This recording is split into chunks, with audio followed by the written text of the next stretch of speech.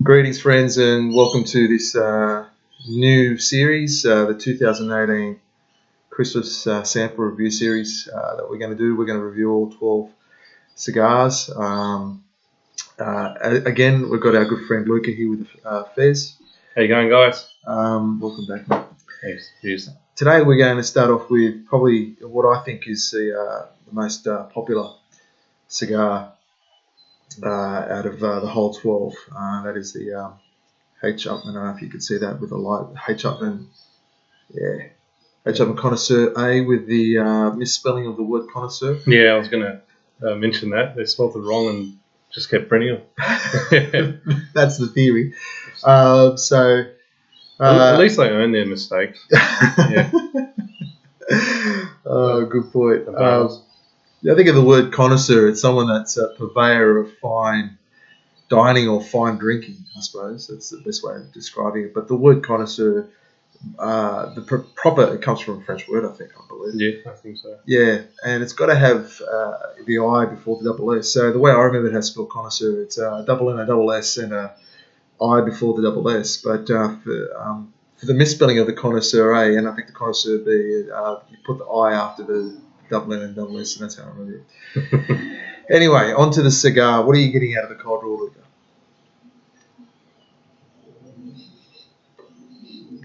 Bit of sweet red. I get a little bit of brioche.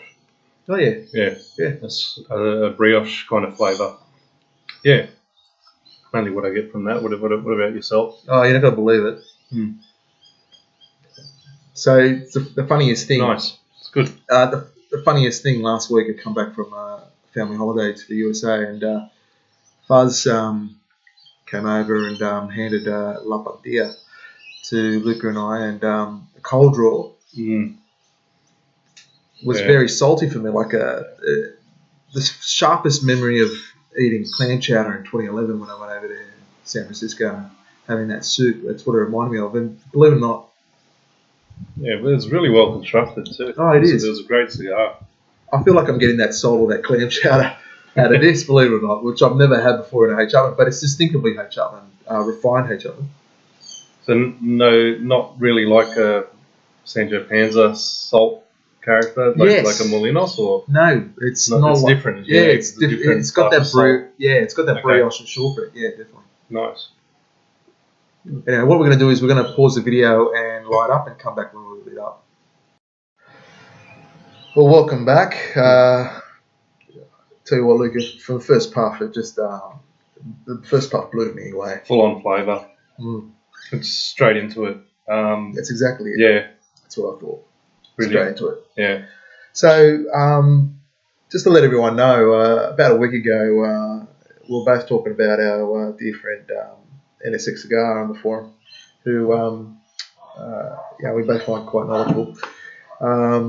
And sometimes comes up with some very distinctive posts. And one, but they're easy to miss, because there might be a distinctive post in the back of another thread that, it doesn't shine out by itself. But for me, when I read this, it really shone out, and that was the H. Upmann marker in general. Yeah. And he was categorising them into two categories, and I just couldn't believe how much I connected with that. Yeah. Okay, yeah. You know what I'm saying? Yeah. Do you remember what we're talking about? I can't remember. Yeah, that's okay. Yeah. How are you finding the Well, start of it? Like, going back to what NSX Cigar was saying, this Connoisseur A, you would categorise in the more refined shortbread, coffee type of H. Upmann. Yeah. So you could put the H. Upmann Connoisseur one, especially the aged ones, or there's no mongrel to it. It's really fine. You've got it. What we Aussies call mongrel. Yeah. And then he mentioned that the Magnum 46, or I think the Magnum 54, the H. Upmann Half Corona were more of the, very strong coffee tobacco. I had a 46. I had a Magnum 46. That was gifted to me from Ian McLean. Thank you, Ian. And that was aged. I think that had around 5 years of age on it, and I started to feel dizzy. It was that strong. It was really nice. Flavour was all there, but it was full on. compared to other H. Upmanns in the market in that brand as well. So, yeah. And I can relate to that, but like everything else we're going to be saying in this sample and review series is you can take what we say with a grain of salt. If you don't agree, it's totally fine. Yeah. They're just our opinions from our experiences. Everyone's experience is different, but it's just useful information to gauge what you think about each cigar. But one thing that I want to get back to the cigar itself and ask you, Luca, is any underlying theory why this would be the most reviewed cigar so far in the 12 days Well, the most of liked. review. Yeah, well, let me backtrack and explain. Why we chose this in the Connoisseur A first? I think there's a couple of reasons. Number one, the immense popularity on our forum on Friends of Urbanos. That's undoubted. Number two, our host, El Prez, is running a competition based on these crystal sample cigars, which he views as the amongst the 12 best vitolas or markers. Cigars that he's preferred of the year. Preferred for the 2018. He's running a competition based on those 12 cigars, and I just had a quick look just this morning because he's going to. I think in a couple of days they're going to work out the winner of that competition. I think, or if it hasn't been done already, has it been done already? It's on Tuesday, Wednesday. This coming Wednesday, yeah. So I think it was I counted 48 reviews, and I just did a quick tally this morning, and 8 of them were of the Connoisseur A. So and there was about 4 other cigars. There were 5 of them. So wow, it's a good gauge. 16% of the cigars, 70% of the cigars, 1 in 6 people chose Connoisseur A's. You've got to say, well, what makes us stand out? What are people reaching for this? No, a lot of people say it's like I guess you could say like the son of a Sir Winston. I mean, it's got a bit of that DNA there. I think that's another reason why people jump at this so often because one, Sir Winstons aren't around at all at some years, and I guess this is also a happy medium to satisfy that as well. And I do get a bit of that Sir Winston DNA in there. Yeah, definitely. Not exactly the same, but because of the ring gauge and the size. But yeah, it does have that really nice. I'm getting a bit of a shortbread, H. Upmann shortbread in there now. Yeah, which is great. I love that flavour. Oh, yeah, I totally concur, my dear friend. For those of you who aren't aware what we're talking about, so if we look at the way Habanos SA market their cigars, they've got their regular production cigars and their special cigars, limited editions, regional editions, what we call La Casa del Habano cigars, also DHs, and even this cigar, which is called the Habanos Specialist Release, which we'll talk about later in the review because it can get a bit confusing. Yep. But going back to the regular production cigars, there's about 180 of them across 27 brands or markers. And the Sir Winston is one of those regular production cigars, except maybe it's a bit different because it's what we call a seasonal cigar. It only gets made when they get enough of the crop. Yeah. So that's what we're talking about.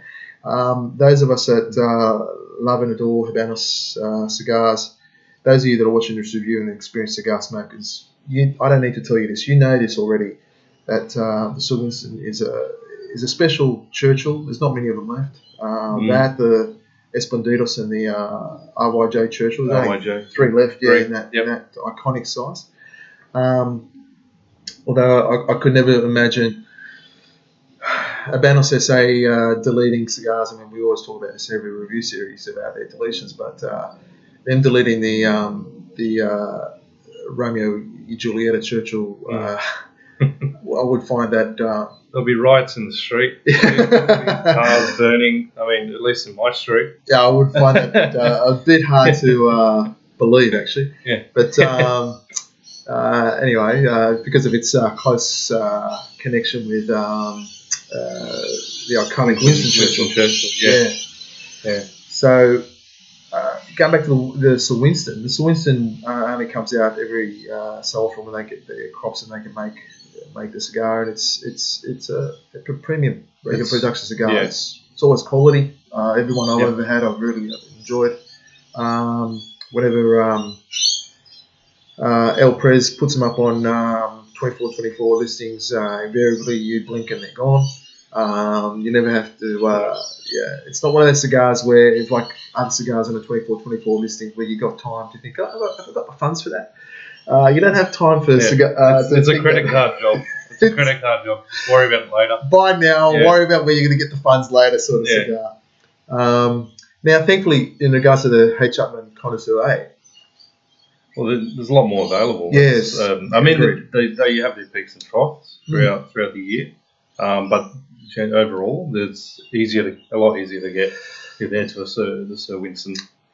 A lot easier. And but the one thing is, I think one of the other reasons why our members on our forum are reaching for these, and cigar lovers worldwide are reaching for these, is because they're pretty consistent. Okay, we're going to talk about construction issues, no doubt, through all our reviews. And yes, Habanos cigars are noted for being too tight, too loose, burning one end, all sorts of construction issues. Underfilled. Exactly. Yeah. But on the whole, I guess I can only speak for myself. I've been pretty lucky with. I think I've only ever had one which has been slightly tight.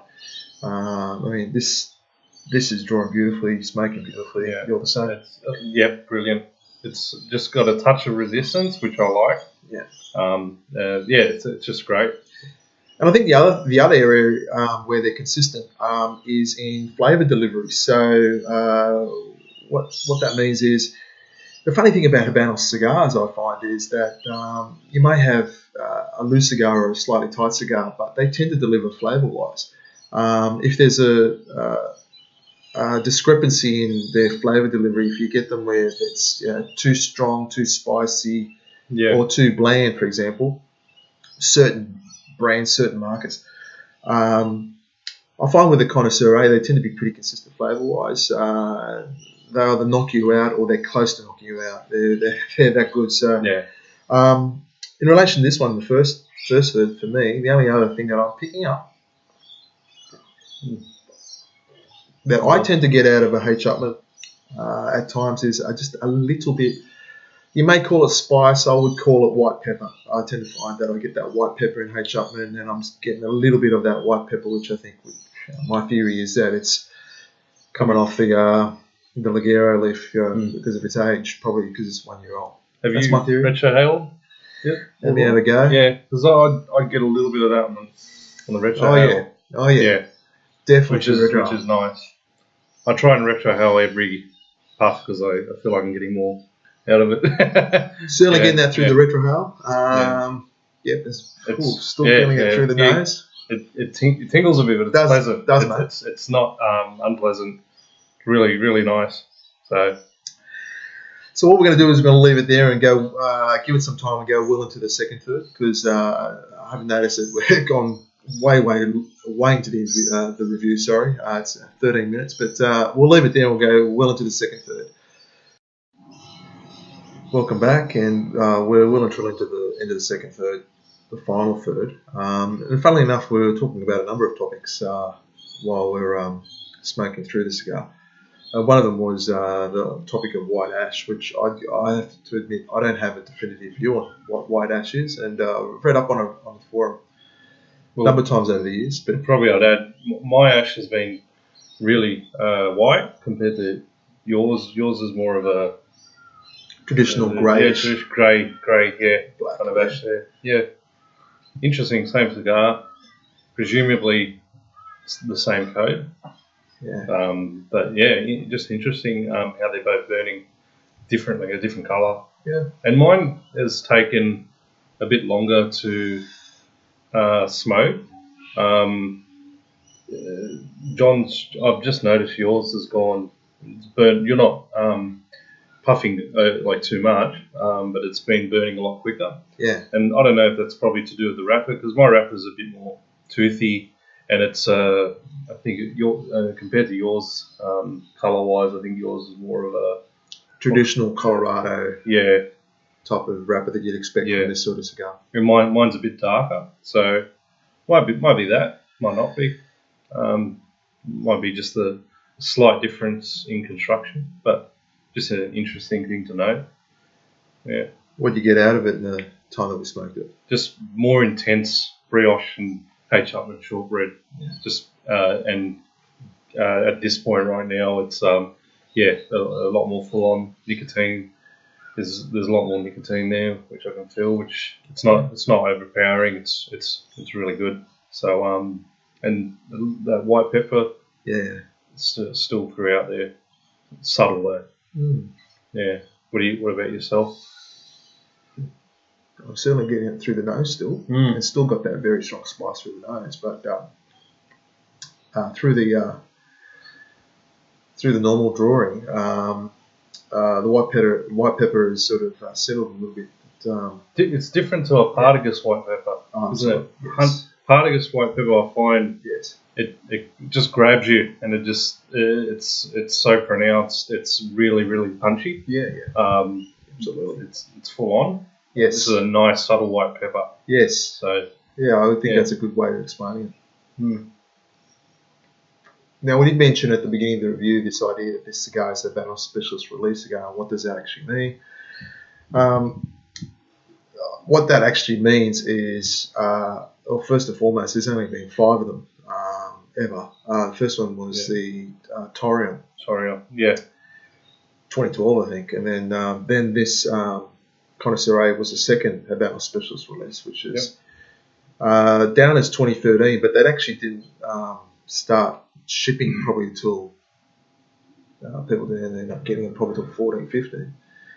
And then the next one after that was the Punch, and that took a while to come. That was around 16, 17, and then and now the Connoisseur B, which I haven't seen them. No, yet. I've not seen them yet. So they're not widely available. Connoisseur B. There have been people that have smoked the Connoisseur B on our forum.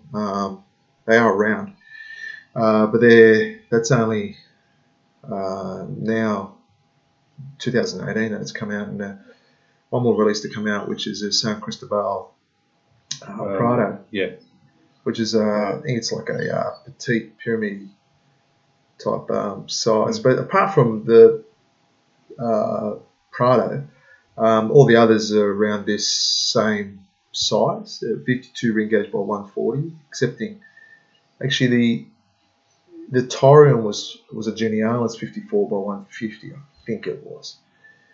And I think the Connoisseur B is the same Genialis 54 by 150. I'm thinking roughly, I'm thinking the last Toyota de Monterey La Jolla release, the Salwan, was the same 54 by 150. But what type of release was that?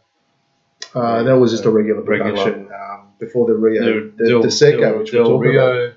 The Rio de Seco. Rio de Seco, yeah. Which is just, you're talking about the party that they had. Was it in Lebanon? It was the party? I'm pretty sure months ago? Yeah, the party was in Lebanon. Yeah, pretty sure. It was huge. I saw some videos of it on the web. It looked pretty spectacular. So.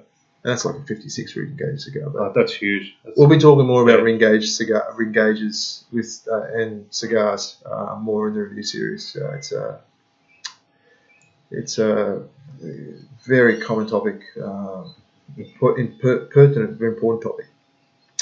Yeah. But these Habanos, going back to the Habanos Specialist Releases, how they're different to regular production cigars. I think the idea was that Habanos, say, with the La Casa de Habanos, the LCDH releases, I'm thinking, say, if you want to know what that is, say, think like a Romano Wine Superiores or the very, very popular Trinidad La Trova. Yep. These are cigars that get released, and they are a thanks to LCDH stores worldwide. Those LCDH stores are the ones that get them first. First dibs on all those. Yep. Whereas the Habanos Specialist Release cigars are thanks to retailers, I think, and including LCDH, they would get them at the same time. Absolutely, they would. I'm assuming. But Each regional distributor, which there tends to be one in each region, hands them out to certain retailers as a thanks for stocking Habanos SA cigars, and that's the idea behind it. Mm. It can be a bit confusing. Can be very compared confusing. to the LCDH banded Yes. releases, Yeah. which I found confusing when we first looked at that. Yeah. Yeah. I do know one thing of the Habanos specialist release cigars. They've all been good. They've been critically rated, better than standard. I mean, the Punch 48. That was. It didn't set the world on fire. I wouldn't say as in comparison to H. Upmann Connoisseur, which really has been popular. But it hasn't been a ho-hum release, or it hasn't been like forgotten release, or I think they've been okay. I've had a few. I've got water box, and I've probably got 5 left, and I've enjoyed. You've had one? I've had. Yes, I think I smoked about 2. I've got a box in my OLH, just aging away there to see how that goes. Probably, I reckon 3-4 years. Yeah. Then try them. So, yeah, but it was good. Didn't wow. It wasn't wow good, like compared to a Connie A. Yeah, it wasn't wow good. Yeah, but it's still nice. Nice cigar. No. Yeah. Anyway, thank you for joining us today. Thank you.